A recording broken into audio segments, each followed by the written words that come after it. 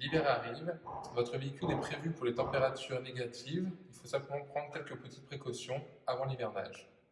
Que vous utilisez ou non votre véhicule pendant l'hiver, que ce soit pour les sports d'hiver ou si votre véhicule reste stationné pendant toute cette période, il faut juste faire attention à quelques petits points pour pouvoir correctement l'utiliser.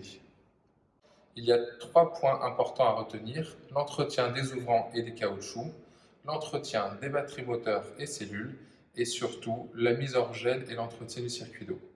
Pour l'entretien des ouvrants et des caoutchoucs, il faut penser à aérer régulièrement le véhicule et surtout à vaporiser du silicone sur les caoutchoucs afin d'éviter qu'ils restent collés sur les ouvrants et qu'ils ne se déchirent quand vous allez reprendre le véhicule au printemps. Ces sprays silicone servent aussi au graissage des éléments coulissants plastique, métal et bois.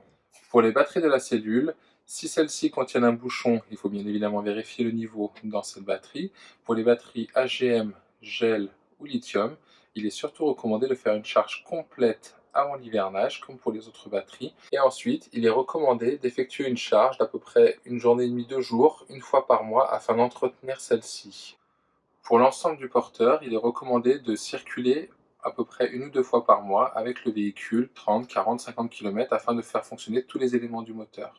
Pendant toute cette période, il est recommandé évidemment d'aérer un peu le véhicule, d'abaisser les lits pavillons si possible de quelques centimètres afin que ceux-ci puissent s'aérer un petit peu et d'éviter l'éventuelle formation de moisissures dues au pont thermique et au stockage d'humidité entre le matelas et les parois ou les satinettes et les parois. Le troisième et dernier point est vraiment très important, c'est la mise hors gel du circuit d'eau eau propre et eau usée.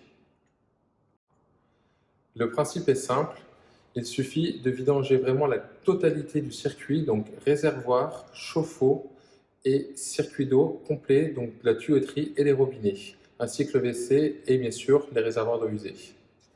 Tous les véhicules récents sont équipés d'une vidange pour le réservoir d'eau propre qui est soit à l'intérieur du réservoir, soit à l'extérieur du véhicule, sous le véhicule ou sur le côté. Si cela ne nous a pas été expliqué lors de la présentation du véhicule, vous pouvez nous recontacter, nous vous indiquerons où se trouve cette vanne.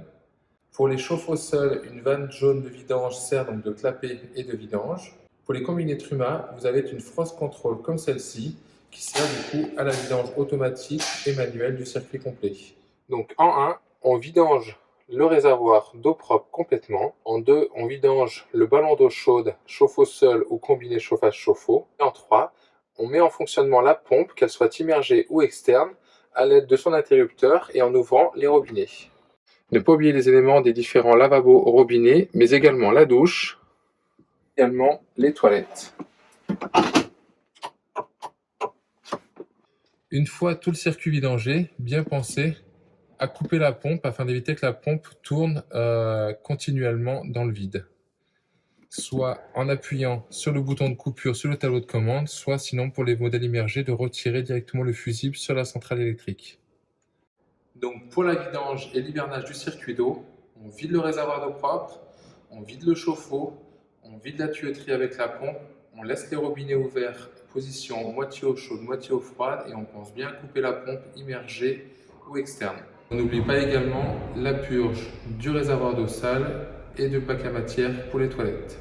Maintenant que l'hivernage n'a plus de secret pour vous, sachez quand même que votre véhicule est tout à fait prévu pour pouvoir l'utiliser en plein hiver, que ce soit une journée en week-end ou complètement un séjour complet au ski à la montagne, ou même simplement pour faire dormir des amis, de la famille pendant les périodes de fête ou autres. Vous pouvez utiliser le chauffage même sans eau, il suffit de simplement de ne pas sélectionner la sélection d'eau, et si vous avez un chauffe-eau séparé, de ne pas mettre celui-ci en route, mais vous pouvez très bien faire fonctionner le chauffage seul. L'autonomie qui est prévue pour votre véhicule en plein hiver, par exemple, même si vous allez au ski, est d'à peu près 2 jours. Donc, c'est-à-dire en gros du vendredi soir au dimanche soir, que ce soit en autonomie d'eau, d'électricité ou de carburant, donc pour le chauffage.